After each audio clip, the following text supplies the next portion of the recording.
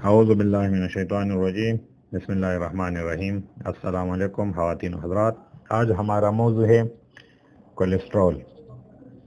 Cholesterol की मिक़दार क्यों ज़्यादा होती है, इनके वजूहात क्या है।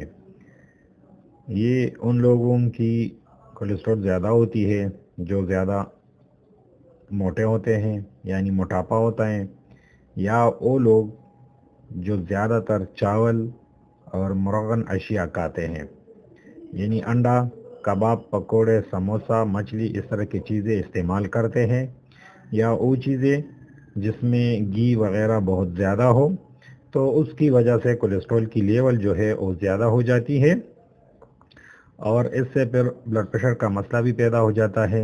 अक्सर कोलेस्ट्रॉल के मरीज़ों में गुस्से की ज़्यादती होती है, सर में दर्द होता है, थकावट होता है और गर्दन के पट्टों में भी शदीद दर्द हो जाता है और ब्लड प्रेशर ज़्यादा हो जाती है। और जिनकी कोलेस्ट्रॉल ज़्यादा हो, इसकी बड़ा वजह है कि ये पित्ते में पथरियों का सबब भी बन सकता है। तो इसके लिए मैं आपको एक ऐसा नुस्खा बता रहा हूँ जो हम रोज़मर्रा इस्तेमाल नहीं करते, मगर वो बहुत आसान भी है और आप आसानी से इस्तेमाल कर सकते हैं वेजिटेबल से। और इसके इस्तेमाल करने से आपका कोलेस्ट्रॉल का लेवल भी नॉर्मल हो जाएगा, आपका सर दर्द भी इंशाल्लाह ख़त्म हो जाएगा।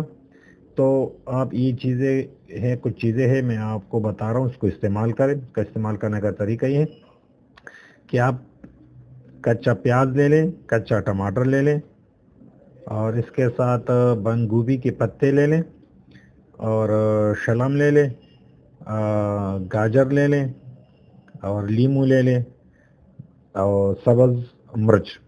ये आप रोज़ाना सलाद में इस्तेमाल करते रहिए इन चीज़ों को, और 15 दिन के बाद अपना कोलेस्ट्रॉल लेवल खुद चेक करें।